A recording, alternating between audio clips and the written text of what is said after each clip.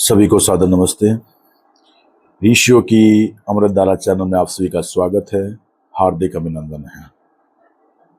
आप देख रहे हैं सवाल आपके, जवाब हमारे। करते रहिए हमसे अपने मन की बात, हम देते रहेंगे आपकी हर बात का जवाब। हमारा विषय चल रहा है महर्षि पतंजलि के अष्टांग योग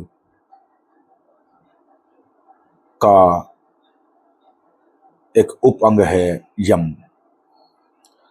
तो यम में हमने इससे पहले एपिसोड में हमने बताया कि 5 यम होते हैं: सत्य, अहिंसा, अस्तेय, ब्रह्मचर्य और अपरिग्रह।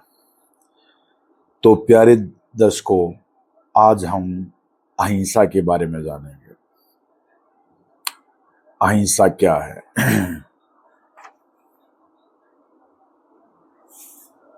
तो अहिंसा जो होती है वो केवल शरीर से ही किसी को कष्ट देना अहिंसा नहीं होती है। अहिंसा होती है कि अपने मन से, वचन से, कर्म से, ये 3 बातों को नोट करना। अपने मन से, वचन से और कर्म से किसी भी जीव को कष्ट न देना अहिंसा कहलाता है। अहिंसा देखिए हिंसा का विपरीतार्थक है। हिंसा होता है कि अपने मन, वचन और कर्म से किसी भी जीव को कष्ट देना। अब हमारी व्याकरण का ये है कि जब हम किसी भी शब्द के पहले ए लगा देते हैं तो उसका अर्थ उलट जाता है, उल्टा अर्थ हो जाता है। तो हम हिंसा में ए हमने लगाया तो अहिंसा हो गया, अर्थात इसका अर्थ बन गया कि अपने मन से, वचन से और कर्म से किसी भी जीव को कष्ट ना देना अहिंसा कहलाता है। अब मन से हम किसी को कैसे कष्ट देते हैं वो हम जानेंगे। मन से हम किसी को कैसे कष्ट देते हैं कि हम किसी से जब ईर्ष्या रखते हैं, जब हम उससे द्वेष करते हैं, उससे घृणा करते हैं, उसको नापसंद करते हैं और उससे बदले की भावना रखते हैं, ये सब हम मन से करते हैं किसी भी जीव के प्रति। जब कोई जीव हमारी इच्छा अनुसार काम नहीं करता है, हमारे चाहे अनुसार वो जो कार्य नहीं करता है, व्यवहार नहीं करता है, तो हम उससे ईर्ष्या रखने लगते हैं, द्वेष रखने लगते हैं, उससे घृणा करने लगते हैं और उससे बदला लेने की भी सोचने लगते हैं। तो ऐसा करना अहिंसा है। दूसरा है वचन से, कि हम वचन से हिंसा कैसे करते हैं। किसी को अपनी वाणी द्वारा कड़वे वचन बोलना,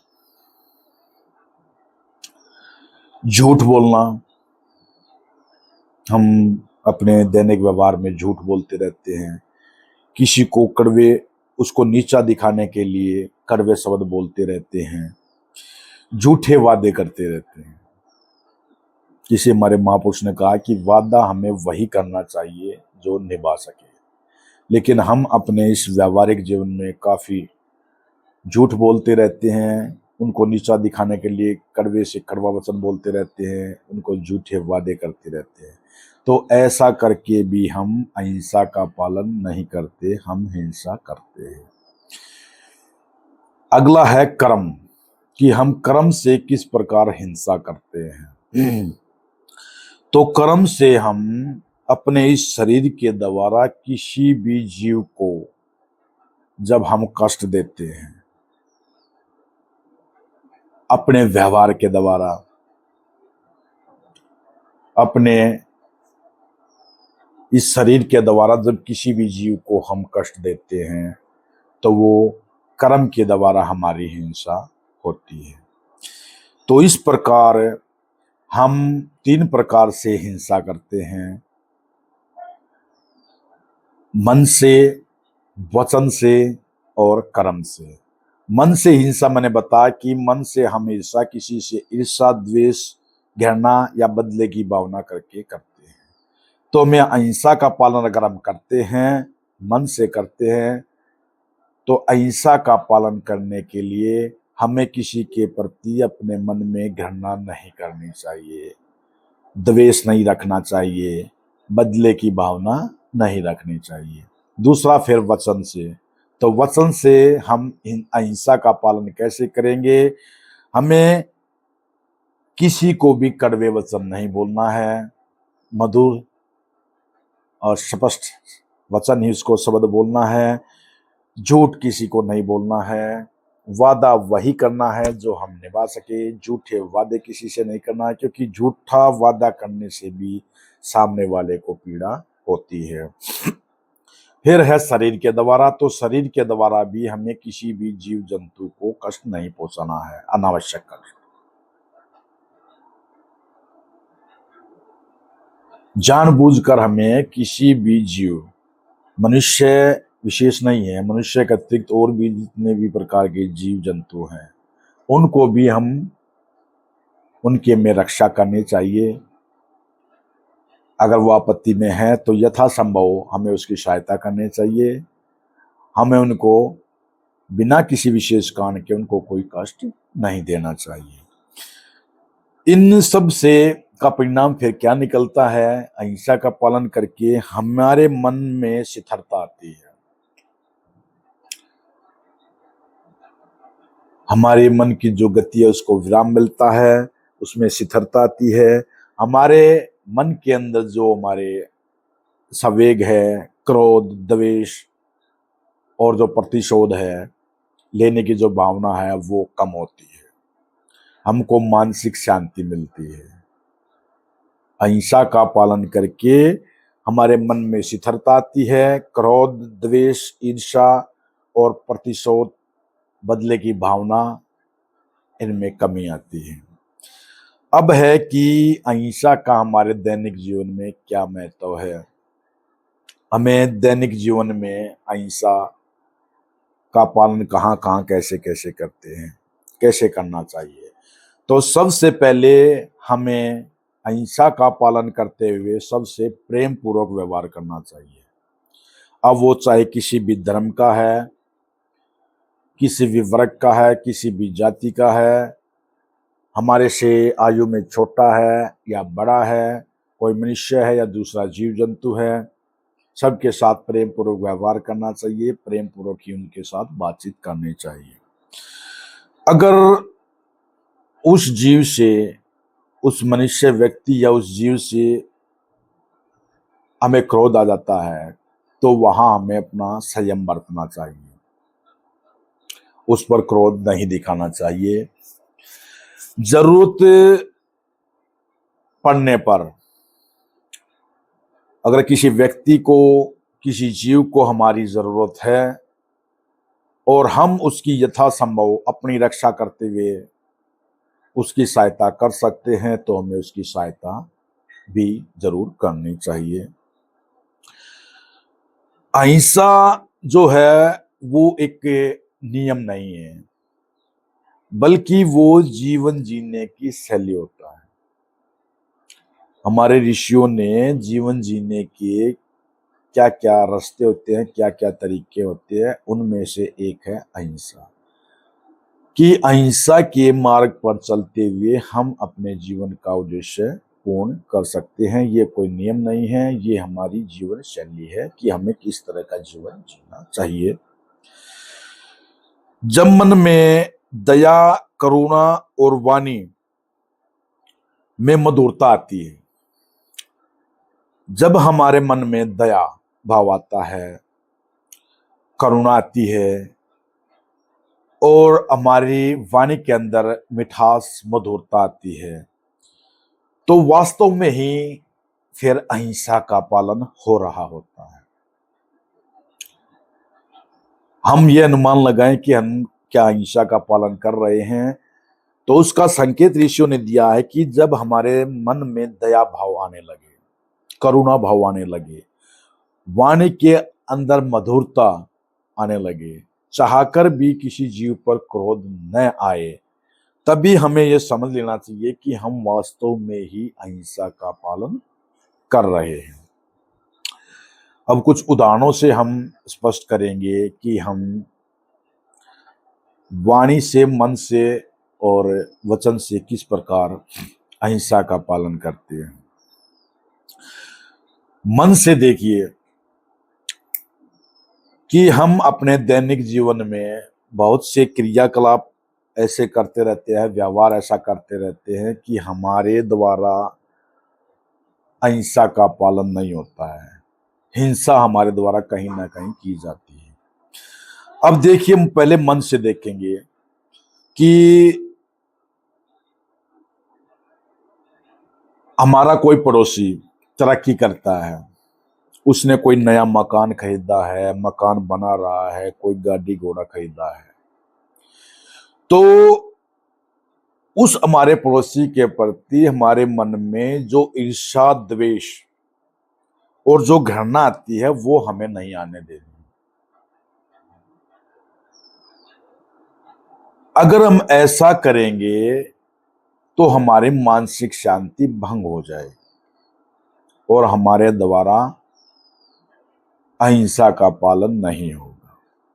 जबकि हमारा कोई पड़ोसी तरक्की करता है तो उस तरक्की को हमें अपनी तरक्की समझनी चाहिए। देर सवेर कभी ना कभी उस तरक्की का लाभ हमें भी मिलता है और मिलेगा आवश्यकता पड़ने पर। तो ये जान लेना चाहिए कि जो पड़ोसी ने आज नया मकान खरीदा है, नया प्लाट खरीदा है, नया गाड़ी घोड़ा खरीदा है, तो जरूरत पड़ने पर वो आपकी सहायता भी कर सकता है। उससे घृणा, द्वेष उससे नहीं रखना चाहिए। ऐसा करके हम अहिंसा का पालन नहीं करेंगे। दूसरा, फिर वचन से। वचन से हमारे द्वारा किस प्रकार अहिंसा का जो पालन भंग कैसे होता है।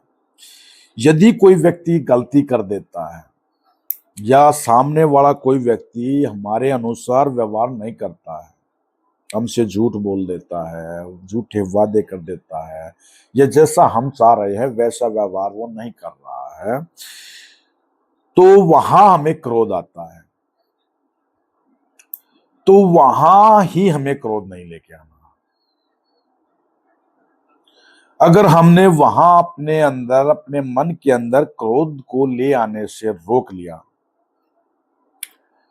तो हम अहिंसा का पालन कर रहे हैं। अगर क्रोध हमारे अंदर आ गया और क्रोध के आने पर जो व्यवहार हमने कर दिया तो वो फिर अहिंसा नहीं रहेगी, वो हिंसा हो जाएगी। उदाहरण के लिए और मैं आपको बताऊं कि एक बार एक गुरुजी के दो शिष्यों में झगड़ा हो गया। वे दोनों लड़ते झगड़ते गुरुजी के पास पहुंचे। पहले वाले ने कहा कि गुरुजी, इसने मेरे साथ झगड़ा किया, हम मार पिटाई की। तो उससे उसने पूछा, भाई कि तुमने इसके साथ झगड़ा क्यों किया, मार पिटाई क्यों की। तो उसने कहा कि गुरुजी, इसने मेरे को अपशब्द बोला है, इसने मेरे को अपशब्द बोला, मुझे क्रोध आ गया और क्रोध आकर मैंने इसको पिटाई कर दी। तब गुरुजी ने उसको समझाया कि इसने तुम्हें अपशब्द बोला तभी तुम्हें गुस्सा आया है। अगर ये तुम्हें खाने के लिए कोई अच्छी मिठाई देता, कोई खीर देता और कोई दूसरा मिष्ठान देता, या तुम्हारे सामने कोई मधुर मधुर अच्छी अच्छी वाणी तुमसे बोलता, तो क्या तुम्हें क्रोध आता? तुमने कहा गुरुजी नहीं। तो बोला, इसने अपशब्द बोला है तभी तो तुम्हें गुस्सा आया है, और वही तुम्हारी परीक्षा है। अगर ये तुम्हारे साथ अच्छा अच्छा व्यवहार करता रहेगा तो तुम्हें गुस्सा नहीं आएगा, क्योंकि गुस्सा ऐसे बैठे बिठाए नहीं आता है। अगर अब मैं चाहूं कि मैं ऐसे ही बैठे बिठाए मेरे को गुस्सा आ जाए तो नहीं आएगा, चाह कर भी नहीं आएगा। गुस्सा आता ही तब है कि जब सामने वाला हमारे अनुकूल व्यवहार करता है।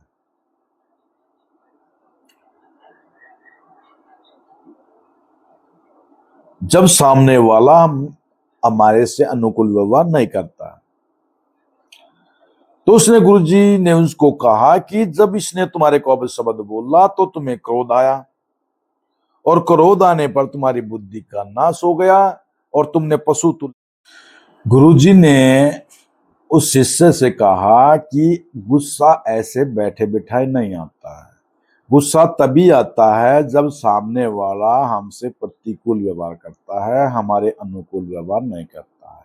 इसने तुम्हारे को अपशब्द बोला, उससे तुम्हारा क्रोध जगा, क्रोध के जगने से तुम्हारी बुद्धि का नाश हुआ, और बुद्धि का नाश होने से तुमने पशुओं की तरह व्यवहार किया और इसकी पिटाई की। वहां ही तुमने संयम बरतना था। इसके अपशब्द सुनकर तुमने वहीं संयम बरतना था, वहीं तुम्हारी परीक्षा थी। क्योंकि गुस्सा आता ही तब है जब कोई हमारे से प्रतिकूल व्यवहार करता है, और वहीं हमारी परीक्षा होती है। अगर वहीं हम अपनी परीक्षा पर खरे उतरते हैं तो हमारे द्वारा अहिंसा का पालन होता है और हमारी गिनती श्रेष्ठ व्यक्तियों में होगी। तो इस तरह से आज से तुम ये शपथ ले कि जब जब हमारी परीक्षाएं होती हैं, ऐसा ही झूठ बोलना होता है। कि ऐसे ही दिन भर आदमी झूठ नहीं बोलता है। दिन भर में आदमी लगभग ऑलमोस्ट सत्य ही बोलता है, सच ही बोलता है। लेकिन जब वो फंस जाता है किसी बात में, किसी व्यवहार में, तब वो झूठ बोलता है और वहीं उसकी परीक्षा होती है। ऐसे बेखाम में कोई झूठ नहीं बोलता है। झूठ बोलने ही वो तबगा जब वो फंस जाता है, और वहीं उसको ये जान लेना है कि मुझे अब यहां पर झूठ नहीं बोलनी है। ऐसे ही उसको जब क्रोध आता है तो उस क्रोध के लिए जो कारण है, उन कारणों को जानना चाहिए कि इन कारणों से क्रोध मुझे आ रहा है। हर वहां मुझे क्रोध करना नहीं है, क्योंकि मुझे श्रेष्ठ व्यक्ति बनना है, अपनी नजर में, ईश्वर की नजर में। अगर ऐसा हम क्रोध नहीं करेंगे, ऐसे हम झूठ नहीं बोलेंगे, तो हम श्रेष्ठ बनेंगे, श्रेष्ठ व्यक्तियों की लिस्ट में हमारा नाम आएगा। अगला है कर्म से। कर्म से हम किस प्रकार अहिंसा कर देते हैं, हिंसा कर देते हैं, अहिंसा का पालन नहीं करते हैं। अब कई बार देखिए, रास्ते में जा रहे किसी भी जीव को अपनी गाड़ी घोड़े के द्वारा, अपने शरीर के द्वारा, बिना किसी कान के या कान से उसके शरीर को चोट पहुंचाते हैं। उसको नीचा दिखाने के लिए, अपने को श्रेष्ठ साबित करने के लिए, क्योंकि जो जैसा है उसको वैसा तो ईश्वर जान रहा है। अब वो सर्वश्रेष्ठ है या नहीं है, वो तो ईश्वर जान रहा है। उसको साबित करने की आवश्यकता नहीं है।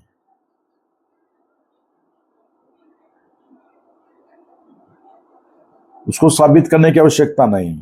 आप एक सोने का टुकड़ा लीजिए, उसको कीचड़ में डाल दीजिए, उसको फिर निकालिए, तो देखिए क्या उसका मूल्य घट जाएगा? नहीं घटेगा, उसका वही मूल्य रहेगा। तो हमें कभी ये साबित करने की आवश्यकता नहीं होनी चाहिए। हम जैसे हैं वैसे ही लोग हमें पहचान जाएंगे। ये संसार आईना है, देर सवेर हमें पहचान जाएंगे, जैसे हम हैं वैसे ही। तो हम अपने को साबित करने के लिए, अपनी सर्वश्रेष्ठता सिद्ध करने के लिए दूसरे जीवों को, मनुष्यों को अपने शरीर द्वारा हानि देते रहते हैं। जब कोई हमारे साथ वही बात फिर है, अनुकूल व्यवहार नहीं करता, प्रतिकूल व्यवहार करता, हमें क्रोध आ जाता है, और क्रोध आने से फिर हम उसको दंड देते हैं। तो ऐसा करके हमारे द्वारा हिंसा का पालन नहीं होता कर्म से। फिर वही, जैसे रास्ते में कोई व्यक्ति है, कोई जीव है, और वो जरूरत में है, आवश्यकता में है, और हम उसको अनदेखा करके चले जाते हैं, तो वैसा करके भी हमारे द्वारा अहिंसा का पालन नहीं होता। अगर कोई जीव संकट में है, कोई मनुष्य संकट में है, रोड पर किसी व्यक्ति की दुर्घटना हो गई है, तो वहां हमें रुककर उसकी यथासंभव सहायता करनी चाहिए, अपनी रक्षा करते हुए। अपने को भी कोई खतरा ना हो और दूसरों की भी सहायता अगर हम कर सकते तो हमें जरूर करनी चाहिए। उसको अनदेखा करके वहां से नहीं जाना चाहिए। इसी पर एक दूसरा उदाहरण आता है कि एक बार एक ऋषि अपने शिष्यों के साथ नदी में स्नान करने गया। नदी में स्नान करते हुए उसने क्या देखा कि एक बिच्छू नदी में डूब रहा है, संघर्ष कर रहा, अपने जीवन और मृत्यु के साथ संघर्ष कर रहा है। ऋषि ने उसको देखा, एक महात्मा ने उसको देखा और अपने स्वभाव के अनुसार दया उसके अंदर आई और उसने उसको बचाने के लिए अपना हाथ आगे बढ़ाया। अब जैसे उसने हाथ आगे बढ़ाया तो बिच्छू उसके हाथ पर चढ़ गया और अपने स्वभाव के अनुसार उस बिच्छू ने उसको डंक मारा। डंक मारने से उस महात्मा को पीड़ा हुई और उसके हाथ से वो फिसल कर वापस जल में गिर गया और फिर डूबने लगा। महात्मा ने फिर से उसको बचाने की कोशिश की, फिर से उसने डंक मारा। इस तरह से कई बार जब ऐसा हुआ तो अंत में ऋषि ने, उस महात्मा ने उसको बचाकर किनारे तक वो ले आया। उसके जो शिष्य थे वो ये सब देख रहे थे, तो शिष्यों से रहा नहीं गया और उन्होंने अपने इस गुरुजी से पूछा कि हे प्रभु, ये दुष्ट व्यक्ति आपको बार बार चोट पहुंचा रहा था, उसके बावजूद आपने उसको बचाया, ऐसा क्यों? तो उस महात्मा ने बताया, मेरे प्यारे शिष्यों, मेरा स्वभाव है दूसरे जीवों पर दया करना, और इस दुष्ट का स्वभाव है काटना, डंक मारना। मैं महात्मा होते हुए, इतने दिनों की तपस्या करते हुए अपने स्वभाव को क्यों छोड़ दूं, जबकि एक छोटा सा दुष्ट व्यक्ति अपनी दुष्टता का जो व्यवहार है, स्वभाव है, वो नहीं छोड़ रहा। जब ये इसका स्वभाव दुष्टता है, डंक मारना है, ये अपना एक कीड़ा होते हुए अपना स्वभाव नहीं छोड़ रहा, तो मैं अपना स्वभाव कैसे बदल दूं? मैं गुणी ज्ञानी महात्मा संयमी धर्म के मार्ग पर चलने वाला ये अपना स्वभाव क्यों छोड़ दूं, जब ये अपना स्वभाव नहीं छोड़ रहा? तो प्यारे महानुभाव, प्यारे दर्शकों, परिस्थिति चाहे जो भी हो, हमें अहिंसा का पालन करना चाहिए। कोई व्यक्ति, हम किसी के पास कोई चीज लेने के लिए जाते हैं और वो हमारे को उस चीज को देने से मना कर देता है, तो हम कारण जानने की चेष्टा भी नहीं करते कि क्या कारण रहा होगा उसके मना करने का। हम उसी दिन से ये घोषणा कर देते हैं, उस पर कांटा लगा देते हैं कि आज से वो व्यक्ति जिसने हमारे जो काम के लिए हम गए थे उसको मना कर दिया, वो हमारा दोस्त नहीं, दुश्मन है, हमारा पड़ोसी नहीं है, हमारा शुभ चिंतक नहीं है। और आज से मैं यह ऐलान करता हूं कि जहां तहां उसको कष्ट पहुंचाने की बात है, मैं उसको कष्ट पहुंचाऊंगा और आगे कभी उसकी कोई सहायता नहीं करूंगा। ऐसा बिल्कुल नहीं होना चाहिए। एक तामसिक व्यक्ति वैसा समझ सकता है, सोचता और करता है। हमें सात्विक बुद्धि के बनना है, सात्विक बुद्धि का बनना है, और सात्विक बुद्धि वाला ये जानेगा कि उसकी पता नहीं क्या परिस्थितियां रही होंगी, क्या कारण रहे होंगे जो उसने उस चीज के लिए मना किया। क्या पता उसके पास वो है या नहीं है। अगर है भी तो भी उसने मना किया है तो उसका कारण ये है कि उसका हमारे पर पूर्ण विश्वास नहीं बना है, ये हमारी ही गलती है। एक सात्विक बुद्धि का व्यक्ति ये समझेगा और अपने उस कमी को दूर करेगा कि सामने वाले ने कोई वस्तु उसके पास होते हुए भी हमारे को देने से मना किया है, तो उसका कारण ये है कि वो हम पर पूर्ण विश्वास नहीं करता है। ये हमारी कमी है और हमें अपनी उस कमी को पूरा करना है, दूर करना है।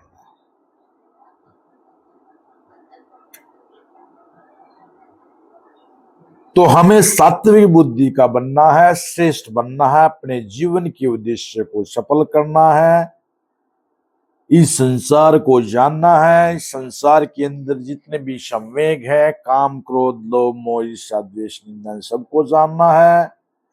सत्य, अहिंसा, ब्रह्मचर्य, अष्टांग योग को जानना है। इन सब को जानकर ही हम ईश्वर का सानिध्य प्राप्त करेंगे, ईश्वर के असीम सुख को प्राप्त करेंगे, ईश्वर का दर्शन करेंगे और इस निर्वाण को प्राप्त होंगे, मोक्ष को प्राप्त होंगे। मैंने आपको बार बार बताया कि इस संसार के अंदर जो सबसे दुर्लभ कार्य है वो है ईश्वर की प्राप्ति, क्योंकि सत्य बोलना आसान काम नहीं होता है। सत्य बोलने से जो पीड़ा होती है उसी को हम तपस्या बोलते हैं। अहिंसा के मार्ग पर चलकर जो हमें कड़वाहट महसूस होती है, जो दर्द दुख महसूस होता है, वही हमारी तपस्या है, वही हमारा त्याग है। तो प्यारे दर्शकों, आज हमने महर्षि पतंजलि के जो अष्टांग योग हैं, जो 8 अंग हैं, उसमें से एक जो उप अंग है यम। तो यम में हमने सत्य अपने पिछले एपिसोड में और अहिंसा को इस एपिसोड में थोड़ा संक्षेप में जानने का प्रयत्न किया है। अगर अहिंसा से संबंधित किसी को की कोई और शंका है तो हमें कमेंट करके जरूर लिखें। आपकी उस प्रेरणा से हम उसको और विस्तृत रूप में, इस अंग को, इस बिंदु को और विस्तृत रूप में आपको समझाने की चेष्टा करेंगे। ये जो आध्यात्मिक ज्ञान है, ऋषियों का जो ज्ञान है, अगर आपको ये अच्छा लगता है, आपको पसंद आता है, तो इसको ज्यादा से ज्यादा शेयर करें अपने परिवार वालों को, रिश्तेदारों को, अपने अड़ोसी पड़ोसियों को, ताकि उनका भी कल्याण हो। ऐसा करके आप भी पुण्य का ही काम करेंगे, क्योंकि जो अच्छी जो चीज होती है, सा ज्ञान होता है, उसको बढ़ाना चाहिए, उसको घटाना नहीं चाहिए। एक बार एक महात्मा किसी नगरी में गया, तो वहां जाकर उन्होंने देखा कि एक परिवार बहुत ही सुदृढ़ था, हर प्रकार से आदर्श परिवार था, हर तरह से सक्षम था, जिस प्रकार का एक परिवार होना चाहिए, सभी प्रकार का आदर भाव सत्कार सब कुछ अतिथि। तो उस महात्मा ने उस परिवार को क्या आशीर्वाद दिया कि तुम्हारा परिवार बिछड़ जाए,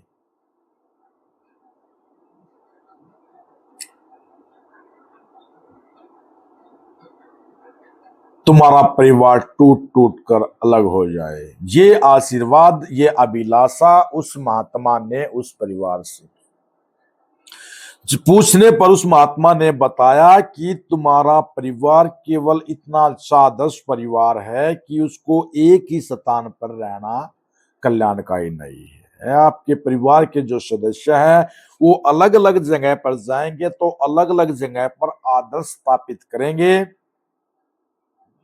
और आवश्यकता है, इसलिए मैंने यह अभिलाषा रखी।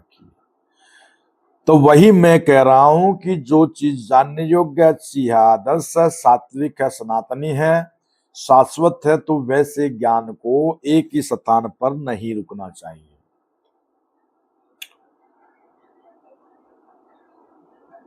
उसको रुकना नहीं चाहिए किस स्थान पर, उसको फैलना चाहिए। उसको फैलाने में आप मेरी सहायता करें, उन ऋषियों की मेरी सहायता करके आप उन ऋषियों की सहायता करेंगे जिन्होंने ये ज्ञान देखकर ये अभिलाषा व्यक्त की थी, ये अभिलाषा चाही थी कि ज्ञान से पूरा समाज सुदृढ़ रहेगा, संस्कारी रहेगा, कल्याणकारी रहेगा।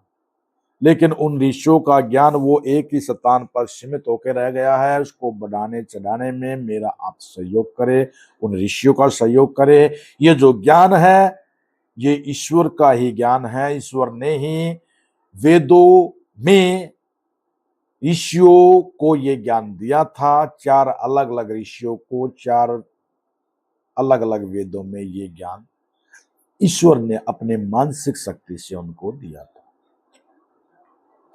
तो ऐसे किसी ज्ञान का प्रचार और प्रसार होना चाहिए। वो किसी एक व्यक्ति तक, केवल एक स्थान तक सीमित नहीं रहना चाहिए। आप देख रहे हैं कि जो ये आडंबर है, ये पाखंड है, ये ढोंग है, उसका कितना प्रचार और प्रसार हो रहा है। उसके प्रचार और प्रसार से कितनी हमारे को हानियां हो रही है। हमारे को आर्थिक, सामाजिक, नैतिक, राजनैतिक, धार्मिक, व्यावहारिक और पारिवारिक हानियां हो रही हैं।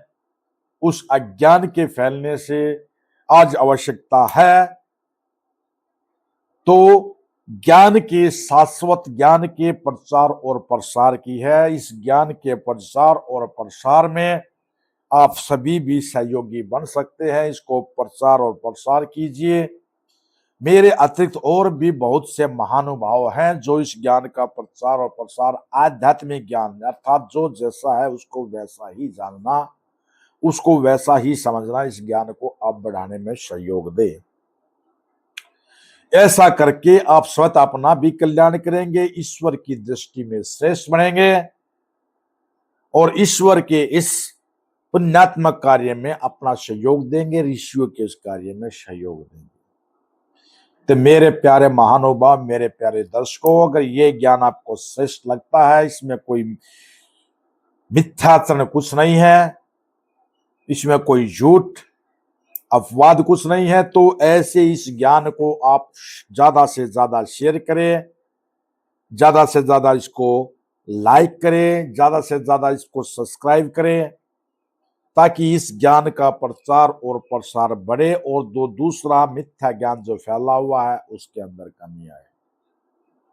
क्योंकि आज आवश्यकता है तो हमारे इस संसार को, हमारी केवल सत्य के ज्ञान की है। मिथ्या ज्ञान तो लोगों के पास पहले से ही बहुत ज्यादा है, उसमें बताने की आवश्यकता नहीं। जो झूठा फ्रेबी ज्ञान है वो तो इन महात्माओं ने, इन पाखंडियों ने और दूसरे दुराचारियों ने पहले से हमारे मस्तिष्क के अंदर कूट कूट कर भर दिया है। हमें आवश्यकता है तो उस स्वामी दयानंद जी के ज्ञान की, ऋषि स्वामी दयानंद जी के ज्ञान की, विवेकानंद जी के ज्ञान की, महात्मा बुद्ध जी के ज्ञान की, गुरु नानक देव जी के ज्ञान, हमारे ऋषियों के, जो ऋषि हमारे सप्त ऋषि और दूसरे अन्य ऋषि थे उनके ज्ञान की, भारद्वाज जी, अत्रि ऋषि जी, कौशिक ऋषि जी, विश्वामित्र जी, इनके ज्ञान की आवश्यकता है। आज अगर ऐसा ये ज्ञान नहीं, इसका प्रचार प्रसार हुआ तो मानव जीवन का जीना दुर्लभ हो जाएगा। मेरे प्यारे महानुभावों, दुर्लभ हो जाएगा आने वाले समय में।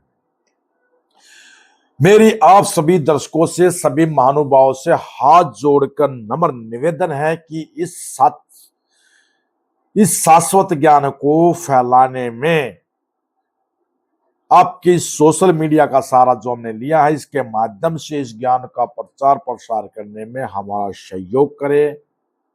ऐसा सहयोग करके आप उस परम पिता का ही एक नेक काम करेंगे। आप सबका दिन कल्याणकारी हो, ईश्वर आप सबको सुख दे, सद्बुद्धि दे। इसी शुभ कामना के साथ जय हिंद, जय भारत। ओम शम।